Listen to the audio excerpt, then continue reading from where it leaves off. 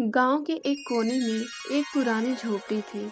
उसी में दो बहनें रहती थीं, जिनका नाम था ज्योति और मीरा। माँ बाप कुछ साल पहले आई महामारी में गुजर गए थे। उनके जाने के बाद दोनों बहनें खुद ही एक दूसरे के सहारा थीं। एक दिन अपने ही धुन में झूलती हुई मीरा मंदिर से लौट रही थी।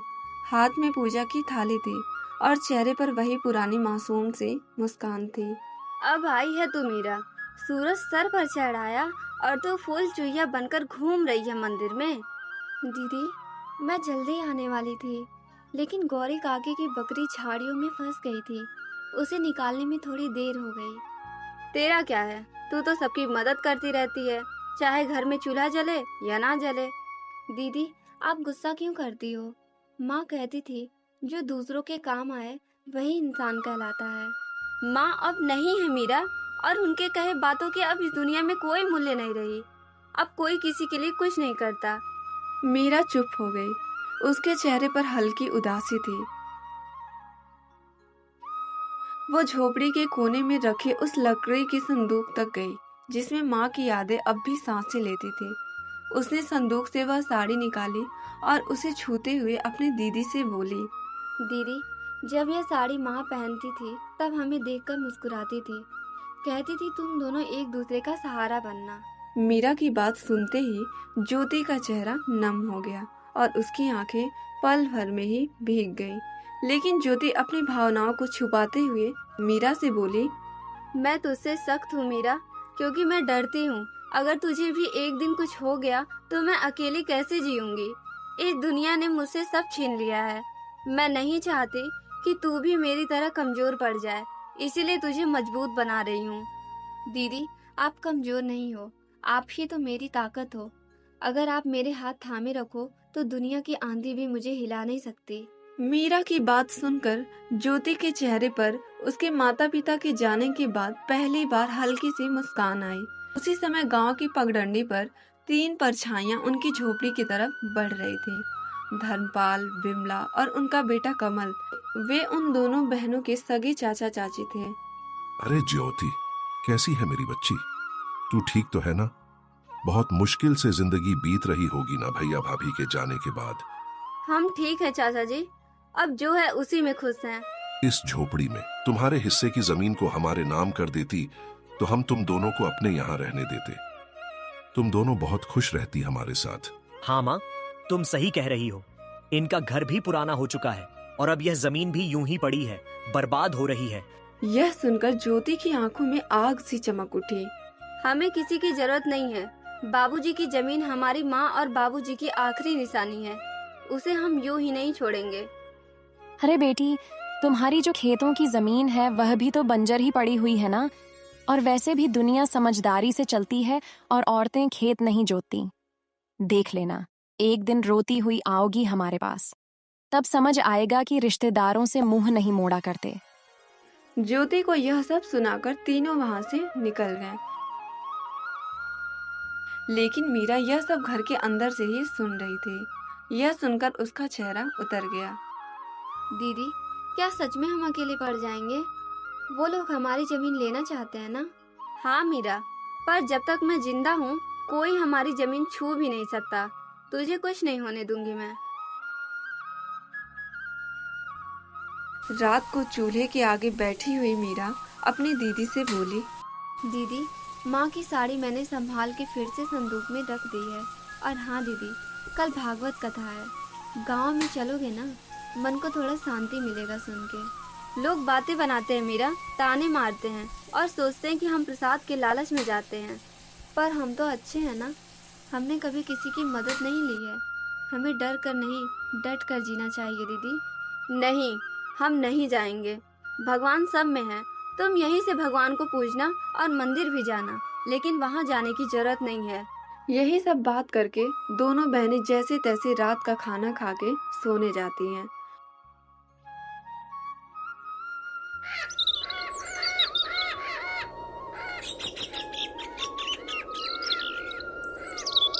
अगली सुबह दोनों बहनें अपनी जमीन को देखने जाती हैं, जिसमें दोनों बहनों ने मेहनत करके थोड़ी सी सब्जियां उगाई थी।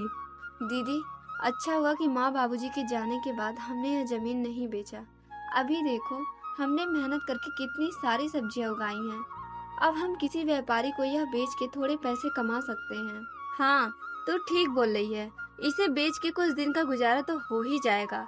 लेकिन क्या दीदी? इसे बेच के हम कुछ दिन ही गुजारा कर पाएंगे, उसके बाद क्या?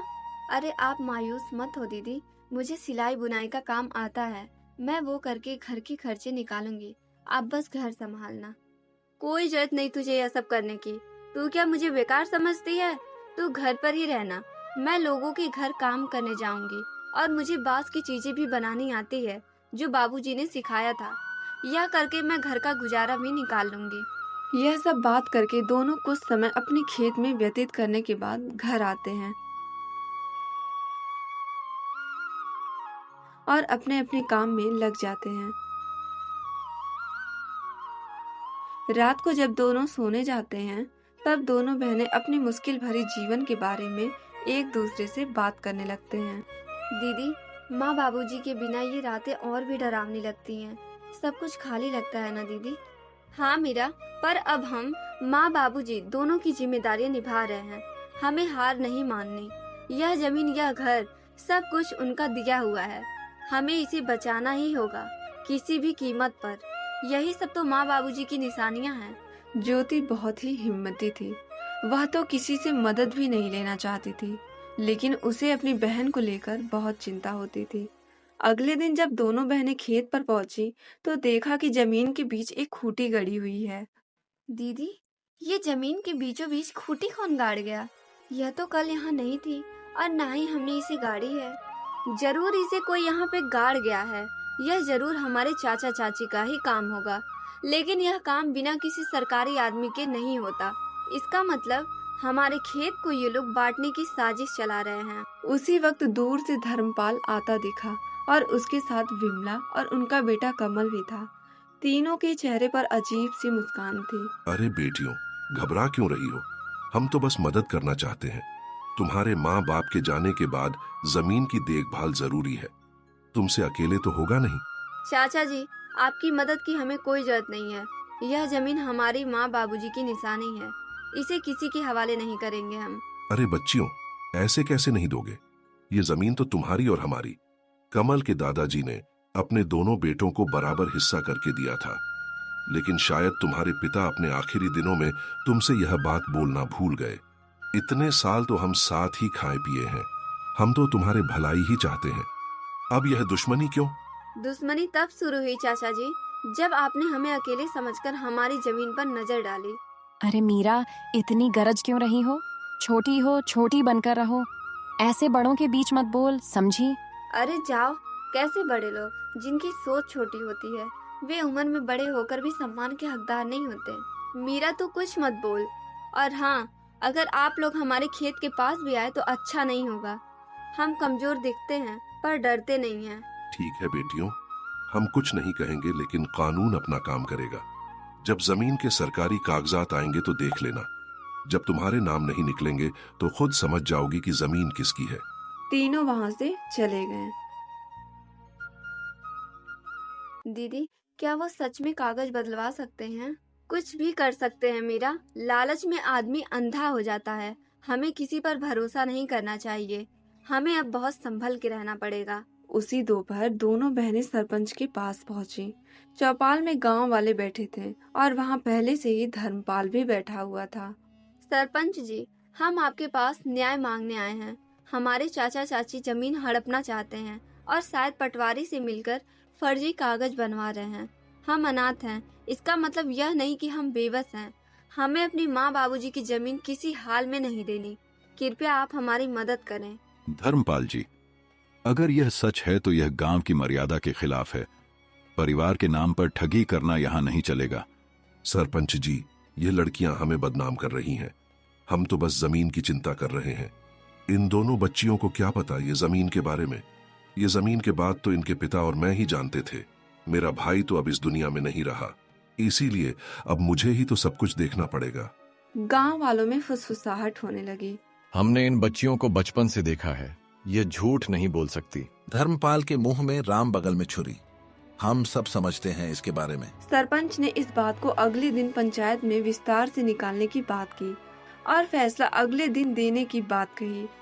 बहनों की आंखों में पहली बार उम्मीद की चमक थी। रात को झोपड़ी में दोनों बहनें आपस में बात करती हुई, दीदी, क्या कल गांव वाले हमारा साथ देंगे?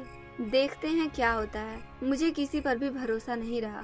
आखिर माँ बाबूजी के जाने के बाद मदद ही कहाँ किसी ने हमारी की। हमें बस भगवान पर भरोसा रखना होगा। माँ बाबूजी तो नहीं है, पर उनका आशीर्वाद जरूर है हमारे साथ। आप देखना दीदी, हमारे साथ कुछ बुरा नहीं होगा। रात गहरी हो चली थी। दूर कहीं उल्लू की आवाज आती तो कहीं हवा में सिसकियां थी और उन सिसकियों में मीरा की भी सिसकियां शामिल थी। दोनों बहनों को चिंता की वजह से नींद ही नहीं आ रही थी। दीदी, विश्वास ही नहीं होता है ना कि अब हम अकेले हैं। कभी कभी तो ऐसा लगता है कि बाबूजी अचानक आएंगे और मुझे गले लगा लेंगे। हाँ मीरा, मुझे भी उनकी कमी खटकती है, लेकिन तू चिंता मत कर, मैं हूँ ना। जब तक मैं जिंदा हूँ तुझे किसी चीज की कमी नहीं होने दूंगी। लेकिन दीदी, जब माँ बाबूजी गए तब सबने कहा था हम हैं तुम्हारे साथ। फिर धीरे धीरे सब दूर होते गए। चाचा चाची तो जैसे बस हमारे हिस्से की जमीन के लिए ही हमारे करीब थे।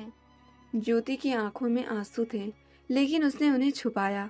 उसे अपनी बहन के सामने कमजोर नहीं पड़ना था। दुनिया बहुत चालाक है मीरा। रिश्ते अब खून से नहीं, धन दौलत से बनते हैं।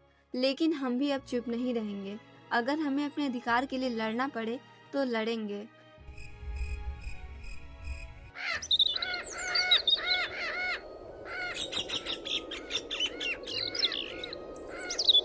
सुबह होते ही गांव में एक अफवाह फैल गई कि धर्मपाल अब पंचायत से कहकर जमीन अपने नाम करवाने की तैयारी कर रहा है। गांव की गलियों में लोग कानाफूसी करने लगे। अरे सुनो सुनो, धर्मपाल ने तो कमाल कर दिया। अपने ही भाई की बेटियों को बेघर करना चाहता है। हाँ काकी, कैसा रिश्तेदार है, अपने ही भतीजों को बेघर करने में तुला हुआ है। पंच जी, हमें आपसे इंसाफ चाहिए था। मेरे माँ बाबूजी की जमीन पर मेरे चाचा चाची जबरदस्ती का दावा कर रहे हैं और आप लोग उनका साथ दे रहे हैं। मुझे आपसे यह उम्मीद नहीं थी। हम कोई अबला नहीं हैं। हम ऐसे चुप नहीं रहेंगे सरपंच जी। ऐसे कैसे कोई भी आकर हमारी जमीन हड़प लेगा। थोड़े समय बाद धर्मपाल, विमला और कमल भी वहां पहुंच गए और वहां पर नाटक करने लगे। सरपंच जी, हम तो बस इनकी भलाई चाहते हैं। भाई की मौत के बाद हमने ही इन्हें पाला है। आप तो ये अच्छे से जानते हैं। और अब जब लड़कियां बड़ू हो गई तो हमें बदनाम कर रही हैं। जरा सोचिए, क्या यही इंसानियत है? ज्योति बेटी, तुम्हारे चाचा तो ठीक कह रहे हैं। तुम लोग तो एक ही परिवार के हो। परिवार के बीच यह झगड़ा क्यों? वैसे भी सरकारी कागजात के हिसाब से तुम्हारी जमीन में इनका भी हक है। ऐसे कैसे सरपंच जी? यह लोग हमारी मजबूरी को देखकर हमारा फायदा उठाने आए हैं। यह कोई परिवार नहीं है। यह बस जमीन के लालच में परिवार होने का दिखावा कर रहे हैं। यह सब बात चल ही रही थी कि तभी पटवारी भी वहां आ जाता है। हरिश्चंद्र की जमीन कानूनी तौर पर सिर्फ उनकी नहीं है, इसमें उनका भाई धर्मपाल का भी हिस्सा है। ऐसे कैसे? तुम लोग तो बस कागजात के बारे में बोल रहे हो, लेकिन क्या सबूत है कि हमारी जमीन का चाचा जी भी हिस्सेदार है? हाँ, ज्योति बिटिया बात तो सही कह रही है। तुम लोग कुछ पुख्ता सबूत भी पेश करो, तब जाके मैं पंचायत बुलाकर सही फैसला ले पाऊंगा। सरपंच के मुंह से यह सुनने के बाद धर्मपाल, विमला और कमल थोड़ा हताश जैसे नजर आए और वे लोग वहां से निकल गए।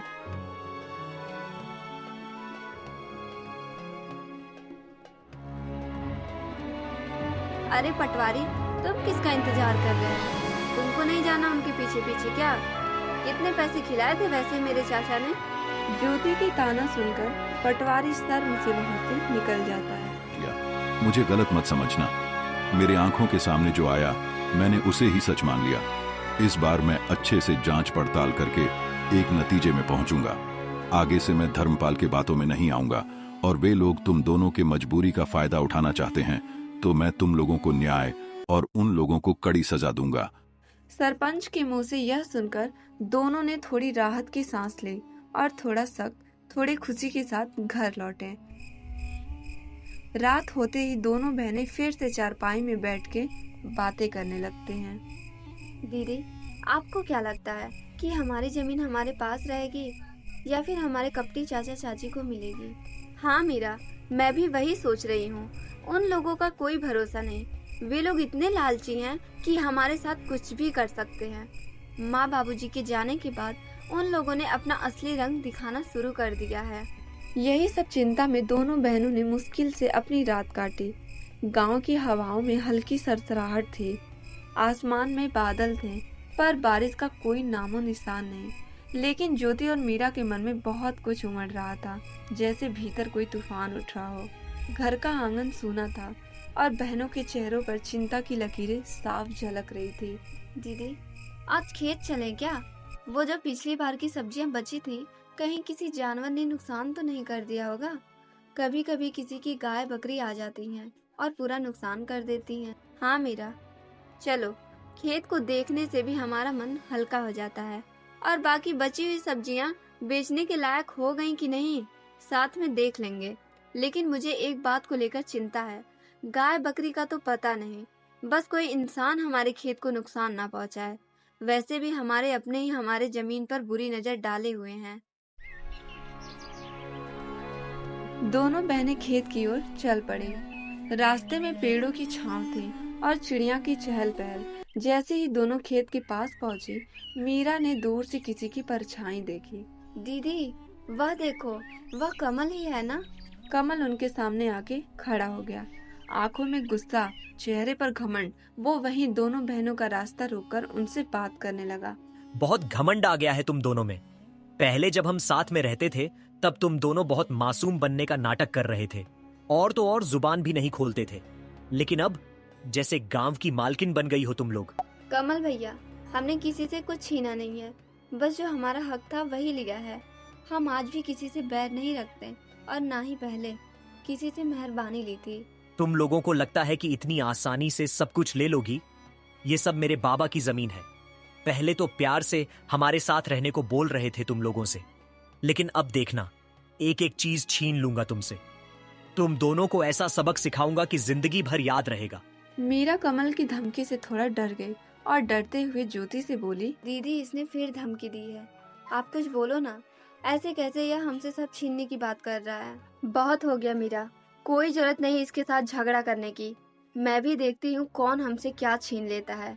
और हाँ कमल, तुम यहाँ से चले जाओ, नहीं तो हम पंचायत में जाकर बोल देंगे कि तुम हमें अकेले देखकर धमकी दे रहे हो। हाँ हाँ, जा रहा हूँ। लेकिन हाँ ज्योति, तुम बहुत ज्यादा ऊपर उड़ रही हो। संभल के रहना, कब नीचे गिरेगी पता ही नहीं लगेगा। ऐसे ही कमल दोनों को धमकी देकर वहां से चला जाता है। कमल की धमकी भरे बातें सुनकर दोनों थोड़ा मायूस हो जाती हैं। ज्योति, जो अपनी बहन के सामने हिम्मत से खड़ी हुई थी, उसके मन में भी डर था। वो मन ही मन कमल की बातों को लेकर बहुत चिंतित थी। कुछ समय बाद जब दोनों बहनें घर लौटी, तो दोनों बहनें चिंता में डूबी हुई थीं।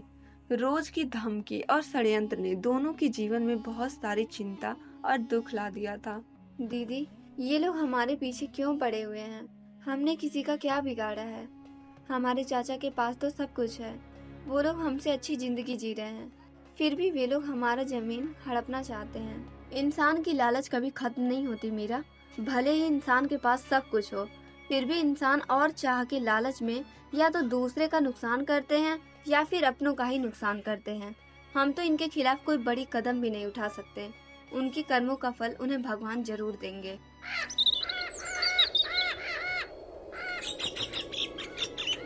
ऐसे ही कुछ दिन बीत जाते हैं। एक दिन अचानक धर्मपाल के चावल के मिल में किसी कारणवश आग लग जाती है। जब दोनों बाप बेटों को यह खबर मिली तो वे दौड़ते हुए वहां पहुंचे। मिल के बाहर लोगों की भीड़ जमा हुई थी, लेकिन गांव वालों ने पहले से ही आग बुझा दिया था। धर्मपाल और उसके बेटे को देख गांव वाले कानाफूसी करने लगे। अरे, यह आग ऐसे ही नहीं लगी। ये तो धर्मपाल और उनके परिवार के किए गए बुरे कर्मों का नतीजा है। उन्होंने बिन माँ बाप के उन दोनों लड़कियों को बहुत परेशान किया था। अब देखो क्या हुआ इनके साथ। हाँ भाई, बिल्कुल सही कह रहे हो। मैं भी वही सोच रहा था।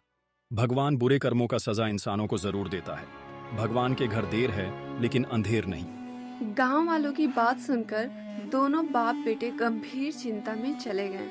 ज्योति और मीरा के प्रति उनका जो व्यवहार था वो सोच के धर्मपाल को बुरा लगने लगा। तभी दूसरे गांव का एक जमींदार आया